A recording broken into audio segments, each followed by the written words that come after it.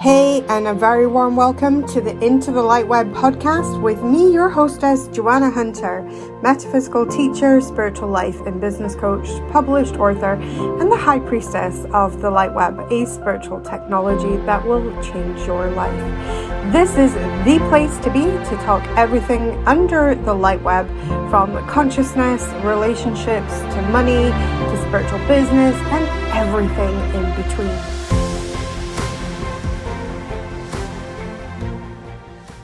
Hi, it's Joanna Hunter here from JoannaHunter.com, and we are into the LightWeb podcast. And today on the Gift Lab series, I am joined by the lovely Nicole. Nicole, come and introduce yourself properly and tell people what it is that you do in the world. Sure. Hi, everybody. How's everyone doing? My name is Nicole Russo De Souza. I am a self-love mentor, a soon-to-be author. Yay! And I also do myofascial release, a healing modality, a bodywork type of modality.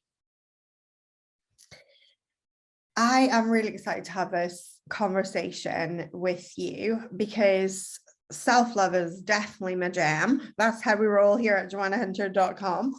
And I've worked with you for a number of years, and you're in a number of my communities, which is really lovely. And one of the things that's always, when we first started working together, you run your own salon, so you have your own kind of massage that you do all different myofascial release work and have therapists that work within your salons.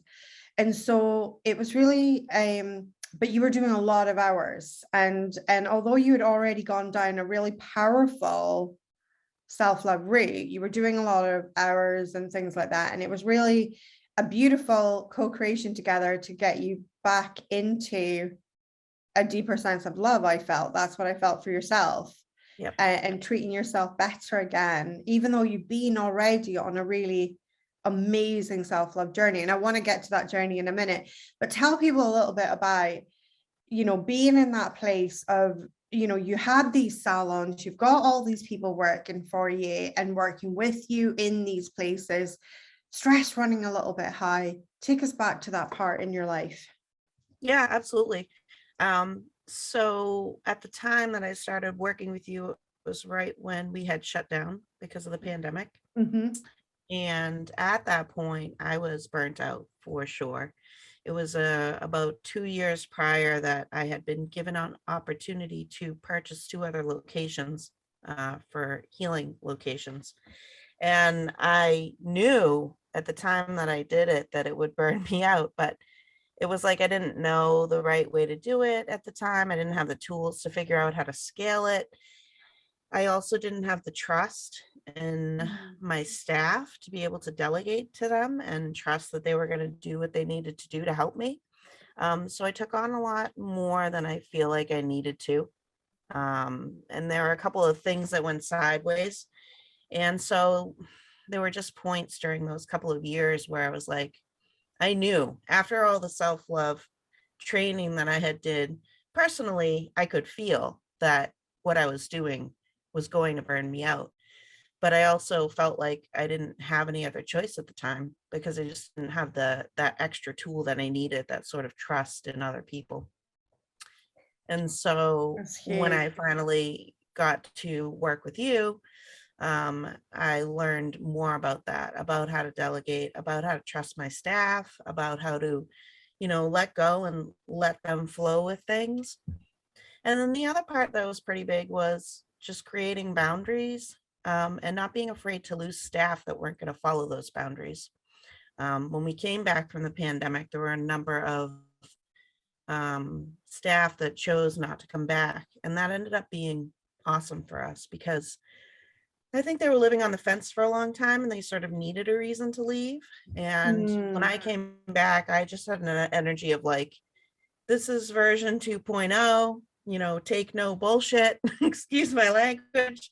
And this is what's up. And if you don't like it, there are many other places to work. So we have a team now that's totally awesome.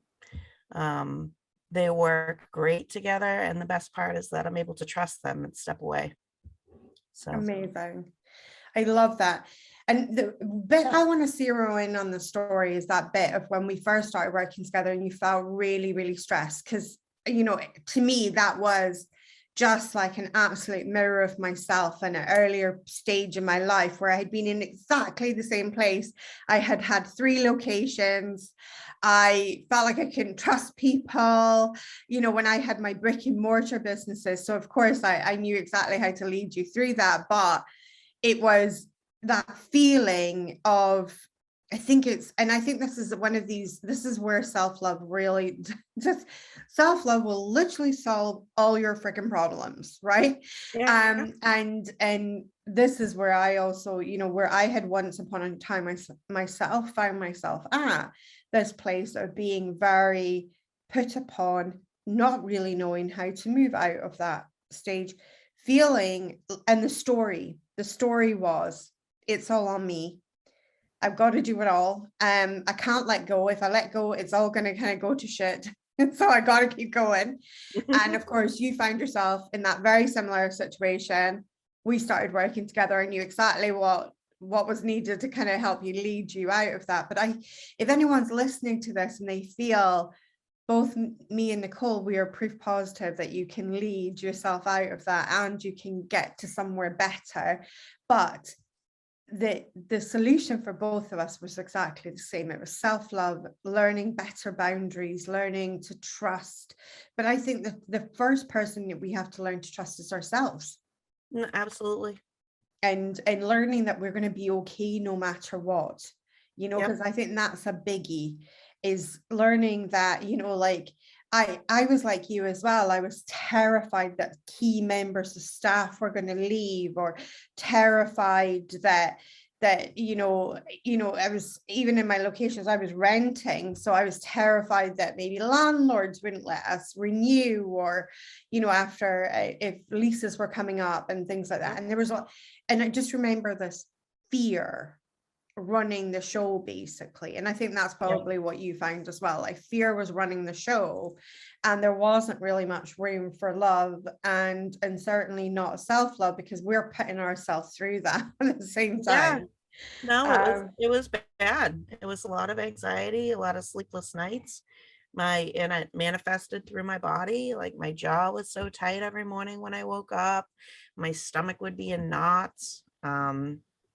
Yeah, it was rough. And I knew, because I had already gone through the stages. And it was like, I almost felt like, I don't know what to do, but I know where I am. I have some tools, but I didn't quite have enough. And that trust in myself, and that, you know, I think I had recognized at that point that in my personal relationships, I was giving myself away too much, but I don't think I realized that I was doing that so much in my business too. And that hurt me quite a bit, financially, emotionally, physically, to give myself constantly away to my employees. And it's not their fault. I just didn't create the right container for the right employee to show up. So I had a lot of employees that were taking advantage of me. So it all got cleaned out. And, you know, as I changed the container, the new people came in and the others left. And I just love it now. I love everybody that works for me. They're so supportive. Instead of those 2 locations being my risk, I now have 2 able-bodied employees. I gave them the opportunity to buy them as a franchise. So now I mentor them, and I don't even have to worry about those businesses anymore. They just pay me. So it's like this great, amazing, great flip around. absolutely, absolutely. And I love this. But your road with self-love, that's a really interesting journey, because, you know, when we came to working together, that wasn't your first time to the self-love rodeo. You'd already been through this massive, I have to say, very impressive journey. I really loved it. And I want to share that with people who are listening, because it was such an amazing journey, because you married yourself, which is such a beautiful thing to do. So tell us a little bit about that, Nicole. Yeah. It's so cool to be able to talk about this too, because in part of the change when I was working with you, I wasn't ready to share this with the world or teach it or mentor others in it. It was just kind of like a private thing that I kept to myself. So thank you for helping me with that. But yeah, so I was always amazing at school. I got good grades in school. I felt like my professional career was successful, but my personal life was a mess. I always dated people that took advantage of me. I gave way too much, way much more than they gave to me. Many of them cheated on me. Some were emotionally abusive, physically abusive. Um, and I just kept trying and trying and trying. And I felt like I never got to the right stage to find that person. So I did a lot of different self-help techniques, and each one got a little bit better, but they still weren't quite right. And then I met my now husband, and we dated for a while. And at the time, that was when I realized that I was terrified. He was gonna be my husband, but I didn't know it at the time. I had no idea, because all I could do was sort of layer on these past traumas onto our relationship. I couldn't trust myself, so I couldn't trust him. And I kept trying to be that person who didn't love herself within that relationship. And so this dream showed up, this dream that I had written down and manifested showed up, but I wasn't able to step into it because I didn't love myself enough to even realize I deserved it. So I guess I never understood what self-sabotage meant until this relationship. And that's Mm. essentially what I did. You know, situations would come up where trust was a choice, and I didn't take that choice. I chose fear, and we ended up breaking apart for 3 to 4 years. And I remember, well, we got engaged, and I remember at the time looking down at my engagement ring and thinking, wow, I had almost committed myself fully to this person, and I haven't even committed myself fully to me. What does that even mean? And if I am doing all of this manifesting and I'm trying to be in the energy of that, and I want this deep love, this deep soul connection, I need to have this deep soul connection with me. And then I was like, okay, well, I'm going to marry myself. And then that kind of set off the whole Love it. journey, marrying myself. So, Talk yeah. us through that run up to that event of marrying yourself, and what did that look like in terms of like committing to yourself? Was there, did you make yourself promises, or how did it look? Yeah. So at first I did like an online course. It was one of like, that was it. Like I Googled, there was this one person who was doing this. I'm like, okay, this looks good. I'll just sign up. So the first step was sort of engaging yourself. And so I did that, and you make a promise that you're going to learn how to love yourself. And then there were various exercises within that course. And then there were also other things that I was doing on my own. Um, a lot of mirror work, a lot of Louise Hay's Love Yourself, Change Oh, Your Life lovely, Louise. stuff. Yep. Um, and really feeling my way through it, number one. And then number two, making it my own. So I would take information from a lot of these different self-help books or self-help people. And then I would think to myself, does this feel good for me? Or do I need to sort of change it up a little to make it feel like it's for me? And because that's how we operate within myofascial release, the principles, just doing it unique for each individual, I was very comfortable changing things like that. And so I would, see an exercise, but, switch it up a little. Or, they would say to do one thing, and I'd be like, nah, that sounds weird. I'm going to try this instead. And if I ever felt like uncomfortable or scared, I gave it a shot, because I knew that in order for me to change, that it was going to be a little painful, that it was going to be uncomfortable, that I was going to have to uncover things that hurt in order to heal them. So, yeah. So, and then I actually had myself a bachelorette party, and I invited all my friends, and I gave everybody a favor. So it was a mirror, a little tiny mirror. I actually think I might have it somewhere in here. And it says, "I love me" on it. Yeah. Oh my God, this is too cool. So it Oh, says, "I love wow. me" on it. And Oh, I love it. I wrote in the card like the journey I had been on, and I thanked them for coming and supporting me. And then I told them about looking in the mirror and saying, "I love you" to yourself and giving it a shot. And even years later, some of my friends would, reflect to me, I gave that a shot. And that was way harder than I thought it was going to be. So that was kind of cool. I remember doing the first sort of mirror work, Louise Hay style mirror work, and looking into the mirror and almost the words sticking in my throat, like, like week old dry toast. And it was like,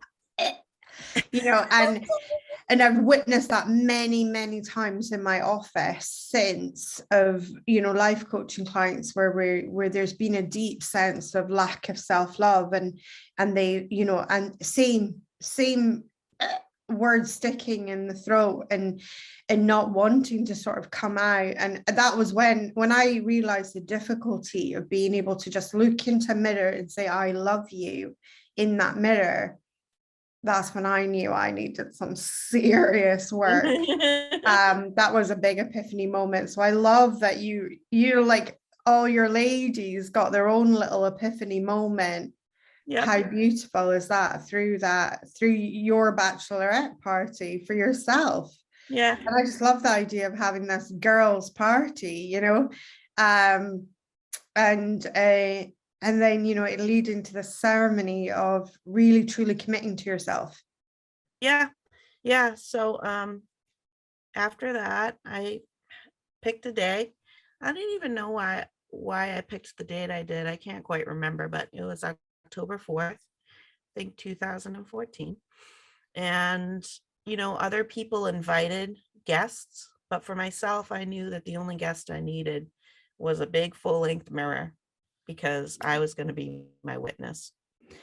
And I set up sort of an altar. I had this huge dream board. I don't know if you guys have these, but they have these poster size, like 3 posters stuck together for science projects. Yeah, yes. Yeah, I know exactly what you mean. Yeah.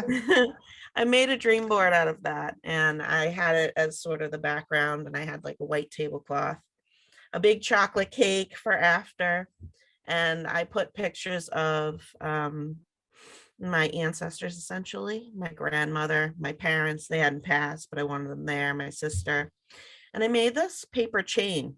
When you cut little slips of paper and you kind of put them together like a chain. I wanted to symbolize that I was breaking the chain of my ancestors, because this was not a pattern just for me. I learned this from my family. I learned it from years and years of people, giving away their own power, people pleasing, sacrificing. And so I wanted to symbolize that. So that was part of my ceremony. And I love that. People pleasing is such a huge thing. And, for years, I would have said I was recovering people pleaser. And it took years to recover from the patterns of that and to stop, because it was quite a bad habit. It was literally habit forming. Yep. And it is habit forming, and it is, and that people please, and the urge to people please as well. So even if you manage to be good, not do it, the urge was very strong. So again, you had to kind of do battle with that urge as well for many years afterwards. And it is that societal and conditioning, and we learn it. It's definitely learned behavior. Yep. Because I see it in and it's really hilarious, because my eldest daughter and my youngest daughter, they have quite a number of years between them. They have 12 years between them. And my youngest daughter would people please nobody, like nobody. But then her mama was quite different. My eldest daughter, whereas my eldest daughter can be very diplomatic, although she's very assertive, she can be very diplomatic as well. But my youngest daughter is like, it's just a hard no. No explanation, nothing. It's like, mom says no is a full sentence, and that's my opinion now. But back when Ellen was younger and learning her formative things, she became quite an amazing diplomat, but she's very assertive. But Katie's like, no prisoners. That's great. I love it. Yep.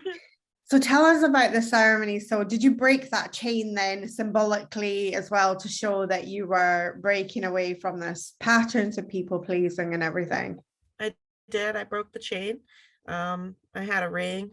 I said a poem about breaking the chain and breaking that sacrificial sort of, not even just my family, but as you said, society, and sort of put that away to let it go. And I had put together a list of, I think, about 20 different promises to myself, all based upon honoring my own needs and wishes. And that, if I made a mistake, that was okay.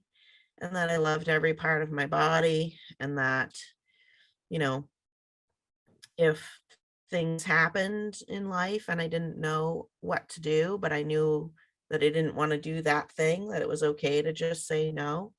And to your end about people pleasing, right? That diplomatic piece, or no is a complete sentence. I think there was a transition that I needed, because I didn't know any other way to be. I didn't even know to check in with my own heart. I just knew somebody needed something, so I would provide. And so a lot of my promises and vows to myself at that time was about slowing down and learning how to listen to myself and learning how to listen to what I wanted, to figure out what I wanted, because my heart was inside out. It was like whatever the other person wanted was more than enough for Was me. the priority. Yes. And I And had that's a trained very myself. common theme. That's a very Yeah. common theme, that we have not even added ourselves to our own list of priorities. Yeah. And if we did make it, we make it on the lowest rung instead of the most important part. I mean, for me, my epiphany came so differently. My epiphany came through, yours came through a relationship, mine came through me realizing that I wasn't going to see my children grow up, because I was in recovery from multiple organ failure. But at any moment my body might have said, nope, we're not going to do this. And I needed to suddenly, I'd gone from not even making it onto my own priority list to having to go at the top of the shop, because if I didn't, I probably wouldn't have made it, and that was terrifying. And I went through such the only way that I can describe it, and now I believe people pleasing is actually an addiction, because I went through withdrawals of people pleasing, and I went through everything, like the sleepless nights, the feeling terrible that I was prioritizing myself to start with, and it was deeply uncomfortable, but so necessary, because I mean my body wouldn't have healed without it, and I needed to heal. I needed to be here for everybody as well, but also as well realizing that I couldn't make the reason that I heal be everybody. I had to make the reason that I heal me, because otherwise I'd be right back where I started. And I'd just be going, I would maybe heal and then people please my way through life again, and then right back. And this time I might not be so lucky, I might not make it. And I thought, wow, and it was such an extreme energy to be there. And for me, I went through not a wedding, but I went through deep commitments to myself. And my deepest commitment was to my favorite coaching question in the whole wide world, which came through me from Skylar, but it was, what is the most loving thing I can do for myself today? That was life-changing. Yeah, absolutely. And then giving yourself because it's one thing to ask it, is another thing, can you respond to the answer? Hmm. So as you're Totally. starting to nourish yourself again after, and you've had this wedding with yourself, and you're starting to nourish yourself, you're living up to these promises that you've made to yourself. We do love a little bit of a romantic story over here at Joanna Hunter HQ. So tell us what happened with you and your husband. Yeah, so after I went through that and started learning how to love myself, we kept in touch throughout those years, but I never thought that we would get back together. I just thought, this is what it is, and I have to look for somebody else or whatever. And through a series of events, we sort of met up, reunited, and it was about trust for me. And I needed to know that I could trust him. And I saw him in such a different light. And I was reflecting back on all the situations that we had and realizing how many of those situations had gotten worse because I had chosen fear over choosing to trust him. Mm, And I chose to give it another shot, which is a pretty big deal for me, especially for somebody who struggled with trust in the way that I was raised in yeah. terms of trusting people. But I did it. And I just have to say, I feel like I'm in a fairy tale life with him. I really do. He is my person. We match each other perfectly. We have our squabbling moments just like any humans do, but we're connected, by our souls. And I love it. I just feel so grateful that I gave us another chance. I feel so grateful that he didn't give up. I mean, that was a separation of about 4 to 5 years, and I really tested that. I pushed, and he never gave up. I think Um, that's a real sign of a lack of self-love, where you push on the relationships. Because I'm coming up 25 years married this year with my husband, but I really think that man deserves a medal, because in the early days of our relationship, because I'd come from a verbally abusive childhood with my father, I had very minimal trust when it came to men.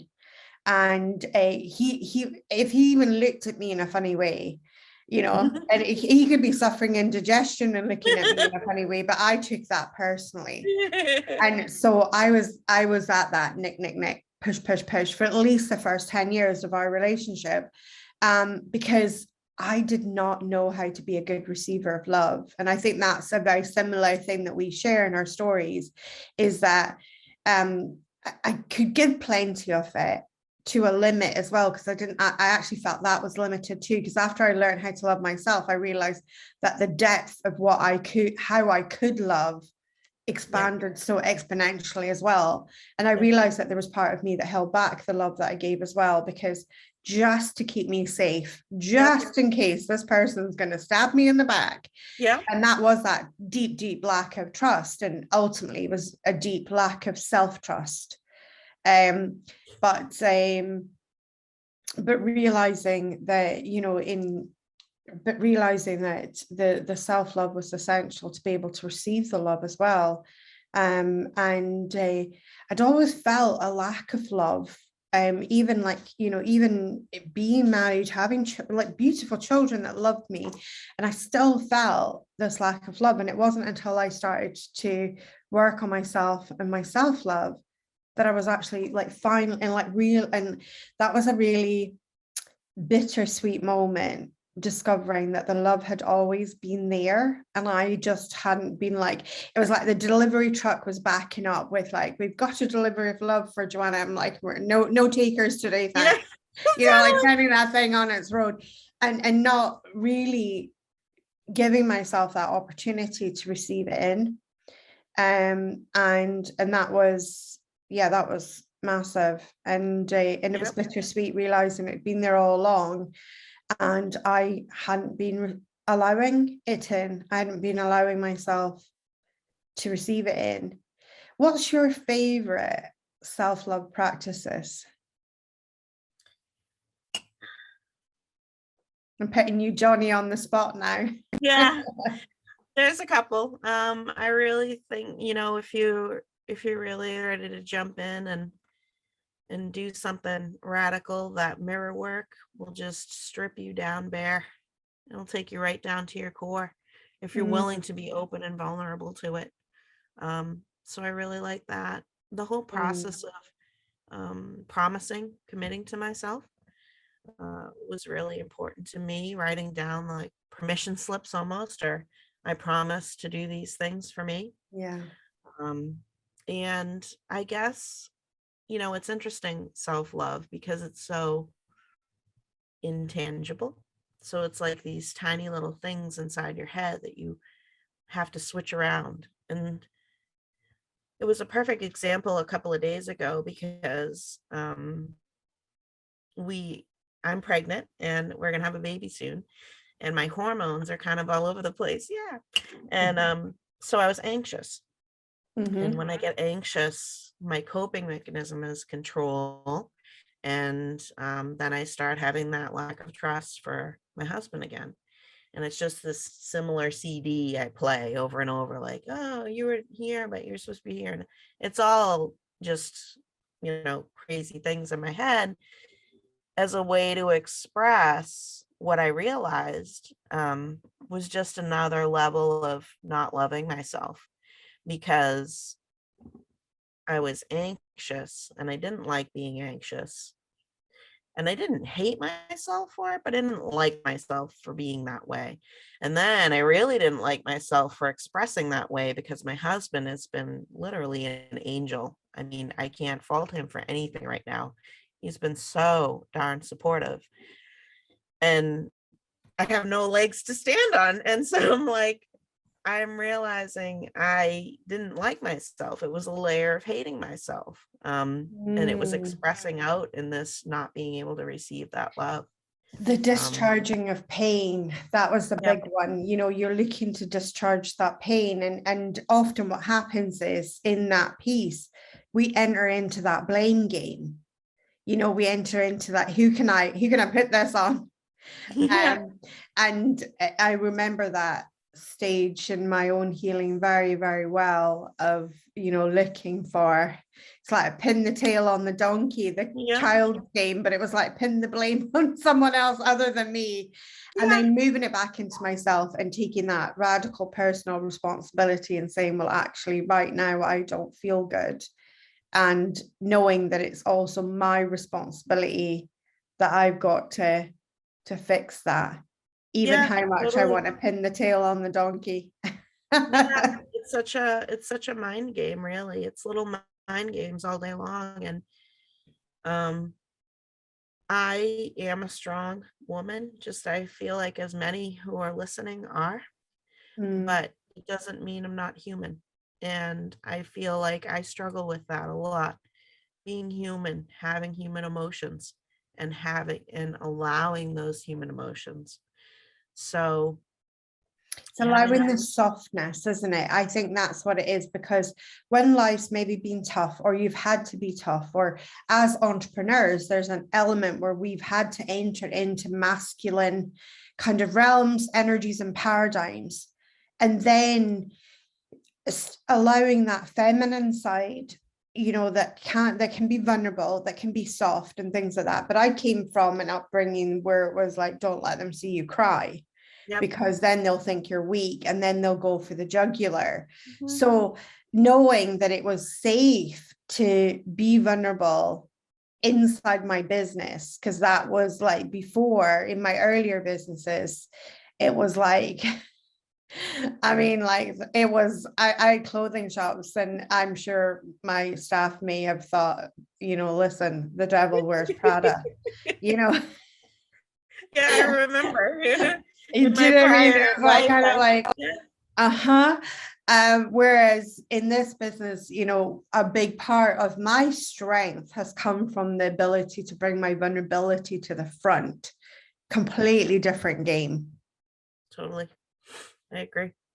I remember before I even had healing centers or went this route, I originally went to school for engineering, and I was doing supply chain engineering, the corporate world, climbing the ladder. And I still have a couple friends from that time period. And one of them always laughs because the first time he met me, I was just so hard. And it was actually one of the reasons I quit, because I could see my life going that masculine way, and I couldn't do, I knew I couldn't do it forever. But he said, "You are such a bitch." I was like, I know, I really was. I think I was just such a hard nose, like, and you had to be able to excel at that time period in that field. So yeah. Yeah, so interesting. What journeys. And it's beautiful. And what I love about this is, you know, obviously we both have a love of Louise Hay, but I think it's that, you know, like every day is that new opportunity to do something new, to change, to think in a different way, to try something new. And I mean, I think that's the power of the work of self-love, and the power of what a gift that keeps on giving, you know, Yes. because I feel like not only do I feel I'm more pleasant to live with now than I used to be, but I also feel like I have more to give now than I've Yeah. ever had. Whereas before I was always giving from this place of complete exhaustion, so exhausted because I was depleted and I'm trying to be everything for everyone. And meanwhile, I don't even know the first thing about happiness, and I'm trying to make everybody else happy. And I don't even know what the first thing was. And it is.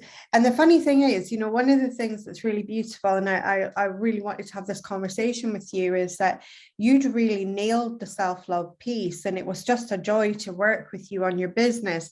But yet, even as you had nailed the self-love piece, when it came to your work, it was kind of like, well, okay, well, I know I need to be self-loving myself more, but how do I incorporate it in this work? Because the stories were so powerful to keep you in your old lane. And it was just like, and I mean, you had all the tools when we were working. It was just to tweak some of them to start bringing them into the business and being more gentle with the business, and of course the trust and trusting your team, and you know, and it was just my absolute greatest pleasure at the end of last year where we celebrated you hitting 7 figures. I mean, that was in ease, joy, and flow. That's how we rock here. So, I mean, that was just so fun. That was awesome. Tell us when you realized. I know you've already given us a video on this, but tell us when you realized, because it was so fun, because it was just the best. We were in your self-love retreat, which I absolutely love, these retreats that you do, the weekend they're retreats. so fun, aren't they? They're so lovely. Yeah. And so I think you had mentioned hitting the $1 million, and I was in the $1 million group and following along and everything. And, you know, at the beginning of the year, I had talked to my financial person, my bookkeeper. I was like, we're going to make $1 million this year. And he's like, ha, ha, ha, blah, blah. You know, he's not quite as woo as I am. And I had even written this check to myself, and I don't know if I have it up here now. It was like a fake check from the universe, and I wrote it out. That was $1 million. And I forgot. I had found it a couple days ago, but we're sitting in the self-love retreat. Yeah. And you had mentioned the $1 million and how many people had hit it. And I was like, I wonder if I hit it. So I think we had like a break during the retreat. And I looked up in our revenue program, and I was like, oh my God, we hit $1 million right now, like literally yesterday. And and then I was like, wow, this is amazing. Like, I can't even believe that we hit $1 million this year. And not only that, I was so much more behind the scenes this year. And not only that, I was able to do the things that I really wanted to do, which was write my book on self-love, my whole journey of loving myself, create the self-love mentor program, create all these things online that I just loved doing, that I feel excited about, that I feel totally lit up about. And behind the scenes, my team is making $1 million for us. It's just amazing. It's just so extraordinary. And I was so tickled, because I was like, the self-love coach is kicking back on a self-love retreat. And of course, she hits the million during that. I was just like, of course, universe, you couldn't even have written that script even better. Like, there's just no way we could have improved upon that script. It was just like, and of course. And it just tickled me so much because I just thought, wow, this is the power of the universe. You know, this is the power this is the power of the universe, and we do get to have it the way that we want, because you know the Nicole that we first started working with is quite the different lady to today, you know, because there was a lot of stories about and there was almost like very, very tightly gripped little hands on your business, and I had to kind of like pry the fingers off one by one. I know that feeling deeply because I had to do the same thing with my own business, but it's so beautiful. And it's just when you said it, you were just so radiant with, you know, with your pregnancy and everything. You're just so radiant. I'm like, I've worked less, I've earned more than I've ever earned, and you know, and I'm doing all that stuff that I love, and I've written my book, and I'm kicking back on the self-love retreat. And that's the moment I realized I've hit 7 figures, and I was like, yeah, that's how we rock here. Yep. So, it was just this moment of like, yeah, and of course. Yep. It's like a dream world. I love it. It's just so beautiful. great. And I think this is the power of self-love. Yep. This is the power of self-love. It's, you know, it gets to be easy. It does not have to be the boulder up the hill. Yeah. And as you were mentioning, like, you know, giving from this place of emptiness, I will say too often, and a lot of people that are struggling, it's like, once you love yourself, being in relationship with others is a lot more effortless because it just flows out. Yes. And there's not all of these little blocks and obstacles because you can't receive in. So it's just flowing through you now. You know, you don't have to like try to manufacture it from a piece of coal and then try to push it out. It just literally flows right through. Yes, it is. And it's much easier. And also as well, the kind of like, I'm trying to put words to it, but it's like that angst.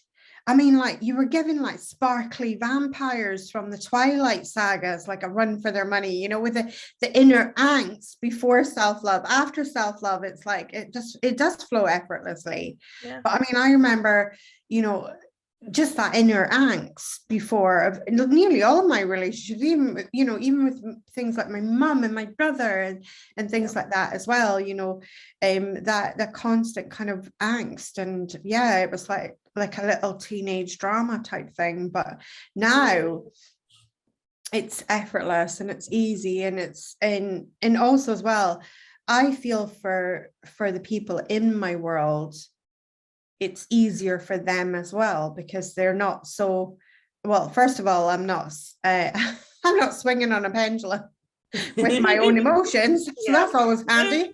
So there's that. But but I think also as well, like the fact that it probably feels much more stable to be in relation with me, because it's not so like she's not going to come from left field at any given moment. Yeah, totally. I feel you on that one, for sure. Beautiful. I love this. So tell us the title. Have you released the title of your book yet? So we're not spilling the beans. Yes. The title's Marry Yourself First, The Smart Woman's Guide to Healing the Heart. And I am hoping to publish it by next month, right before baby comes. Amazing, amazing.